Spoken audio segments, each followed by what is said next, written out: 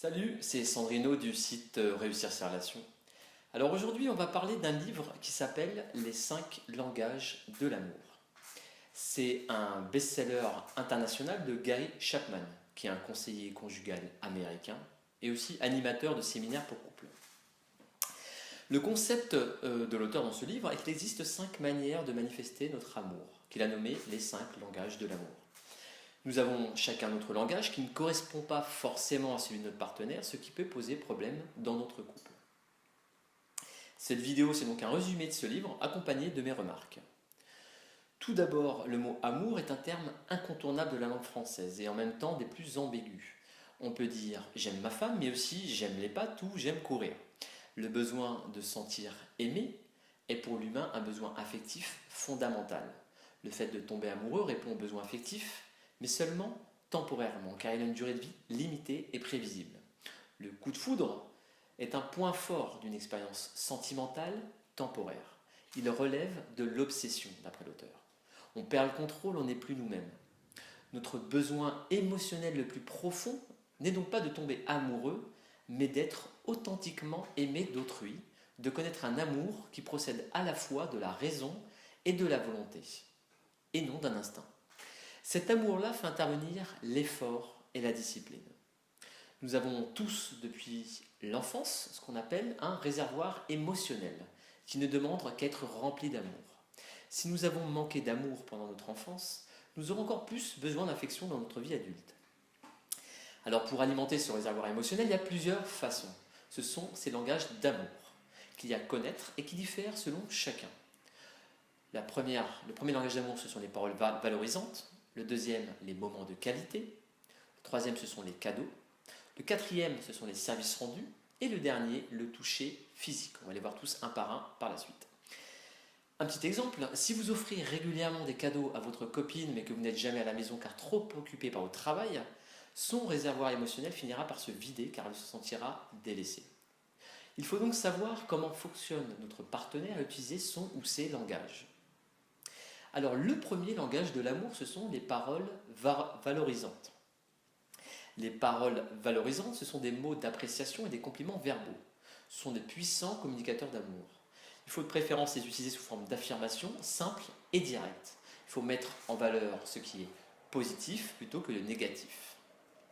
Il est donc préférable d'utiliser les compliments verbaux à la place de remontrances, bien sûr. Adresser des compliments sincères à votre conjoint n'est qu'une façon de lui faire comprendre combien vous l'estimez. Encourager votre partenaire, c'est lui insuffler du courage, car on manque tous de confiance et ça permet de l'aider à devenir meilleur.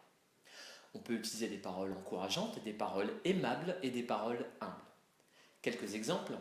Je t'aime ma chérie, tu es ravissante aujourd'hui, ton dessin est magnifique, je suis bien avec toi, tu m'as manqué, etc.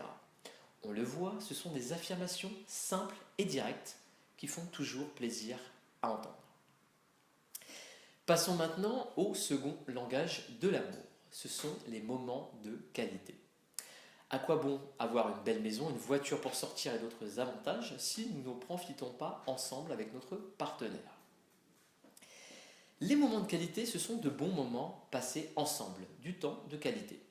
Ce sont des moments où on accorde à notre partenaire une attention totale. Ce n'est pas s'asseoir à côté de lui pour regarder la télé ou être scotché sur son téléphone portable ou sur sa tablette. C'est regarder cette personne, lui parler, l'écouter, la prendre dans nos bras, se promener à deux, aller au restaurant, etc. On reconnaît généralement les fiancés dans un restaurant car ils se regardent et se parlent. On reconnaît les mariés car ils regardent les autres. Je pense que les moments de qualité sont ce qui manque le plus aux couples installés depuis un moment. On est dans une routine où on oublie de passer de bons moments à deux. A noter que lorsque l'on a des enfants, il y a aussi des moments de qualité que l'on peut passer avec notre partenaire, mais aussi des moments de qualité passés en famille et où notre attention est portée sur la famille, donc notre femme, mais aussi nos enfants. Le troisième langage de l'amour, ce sont les cadeaux. Alors les cadeaux, ça fait partie intégrante de l'amour. Ce sont des symboles visibles de l'amour. Les cadeaux, ils peuvent être achetés, mais aussi trouvés ou confectionnés de vos propres mains. La valeur du cadeau n'a aucune importance. Pour une personne dont les ressources sont limitées, un cadeau de quelques euros peut exprimer des millions d'euros d'amour. Ce qui compte, c'est que l'on ait pensé à l'autre. Les mamans se souviendront toujours du jour où leur enfant leur a offert une fleur cueillie dans un jardin, par exemple. Si vous n'êtes pas sensible aux cadeaux, vous êtes susceptible de jamais en offrir en fait.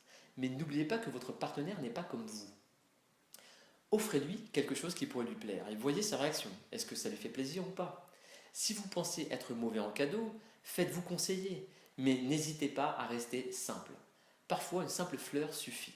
La fois d'après, ce sera un petit resto surprise, celle d'après un livre d'un auteur qu'elle adore, etc. Le don de soi ou de sa présence peut aussi être considéré comme un cadeau, c'est-à-dire être présent et disponible dans les moments importants ou quand votre partenaire a grand besoin de vous.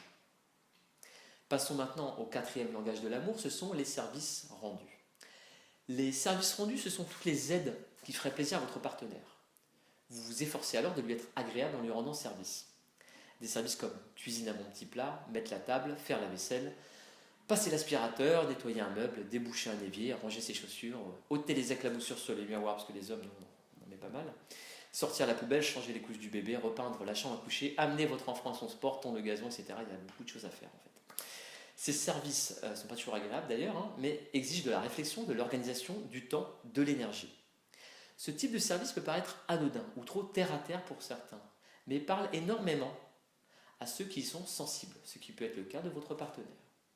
On remarque que l'on rend beaucoup plus de services en début de relation que lorsque l'on vit avec quelqu'un depuis plusieurs années. Alors tous ces efforts début de relation qu'on ne ressent pas comme des efforts mais comme un plaisir, peuvent être perçus comme des contraintes avec le temps qui passe. Il n'était pas comme ça en début de relation est un type de phrase que l'on peut alors constater et s'entendre dire dans une relation en lien avec ce changement de comportement. Quand on aime quelqu'un, on doit aussi lui montrer par ce type de service. Passons maintenant au dernier langage de l'amour, le toucher physique. Le toucher physique, c'est un moyen de communication du sentiment d'amour. L'étreinte des mains, les baisers, les enlacements, les relations sexuelles, c'est autant de façons de faire ressentir à notre partenaire qu'il est aimé. Pour certaines personnes, le toucher est le langage de l'amour qu'elles comprennent le mieux. Mais il y a des personnes qui sont tactiles, câlines, et d'autres qui le sont moins. Si vous exprimez votre amour à travers de bons petits plats cuisinés avec amour et avec de nombreux cadeaux, mais que votre partenaire a besoin de contact physique, il ne se sentira pas aimé. Pour quiconque est sensible au toucher comme expression des sentiments, le contact physique pourrait être plus fort que les paroles « je t'aime ». Le toucher amoureux, ça peut être aussi un massage, mais aussi une simple main posée sur celle de l'autre à la terrasse d'un café. Voilà, vous connaissez donc maintenant ces 5 langages de l'amour. Nous avons chacun un ou plusieurs langages d'amour auxquels nous sommes sensibles. Et il en est de même pour votre partenaire. Notre comportement est influencé par le modèle parental. Notre personnalité, notre perception de l'amour, nos émotions, nos besoins et nos désirs. Ces différences de langage sont généralement issues de notre enfance, adolescence, en lien donc avec le comportement de vos parents. Si vos parents ne sont pas tactiles, il y a de grandes chances que vous ne le soyez pas non plus. Il est important que notre partenaire connaisse notre langage d'amour, mais aussi que nous connaissions le sien, afin de lui donner ce dont il a besoin. Généralement, lorsque l'on est insatisfait, on l'exprime par des reproches. Tu ne passes jamais de temps avec moi, tu ne sors jamais les poubelles, tu ne me fais jamais de cadeaux, tu ne me prends jamais dans tes bras, etc. On en arrive à une incompréhension dans certains couples et un cercle vicieux qui se termine par plus aucun effort des deux côtés, avec des réservoirs émotionnels vides et une rupture à la clé. Dans certains cas, il est possible de sauver la relation en réapprenant à se parler, mais surtout à s'écouter dans le langage d'amour qui parle le plus à notre partenaire. Une petite critique maintenant du livre. Ce livre est porté sur le couple, mais ces langages, paroles valorisantes, cadeaux, etc., ce sont des langages d'amour. On peut les utiliser avec notre partenaire, mais aussi avec nos enfants, nos parents et nos amis. Les concepts me parlent, les exemples me parlent, et même si les langages de l'amour ce sont des concepts, il n'en reste pas moins qu'on peut les vérifier dans notre vie de tous les jours. Depuis que je l'ai lu d'ailleurs, lorsque je passe un moment avec ma copine, je m'amuse à lui dire quel moment de qualité nous passons. Ça l'a fait un petit peu marrer. Et c'est vrai que c'est un moment de qualité à partir du moment où on s'en rend compte et qu'on fait en sorte que ça en soit un. Ce type de moments, on les néglige souvent, comme nos gestes affectueux par exemple. Une remarque d'ailleurs, les exemples du livre parlent de couples mariés. Le fait que l'auteur soit pasteur n'y est pas pour rien. L'auteur cite également un peu trop souvent le fait que ces couples sont venus le consulter ou sont allés à son séminaire, etc. Bref, l'auteur se fait de la pub. Ça peut parfois un petit peu agacer. Il faut simplement faire abstraction de ces détails car le livre est très intéressant et utile.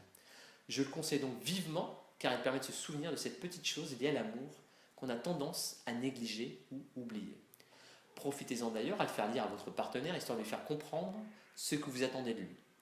Si vous n'achetez pas ce livre, gardez en tête cette vidéo ou l'article sur mon blog qui est sur le même sujet et faites-le lire à votre partenaire.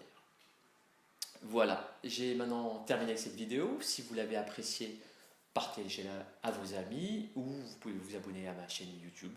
Sinon, vous pouvez aussi aller sur mon site web Réussir ses relations pour y lire tous les articles qui n'ont pas été retranscrits en vidéo et éventuellement vous abonner à ma mailing list ou m'envoyer un petit message. C'était Sandrino du site Réussir ses relations. Je vous remercie et à bientôt.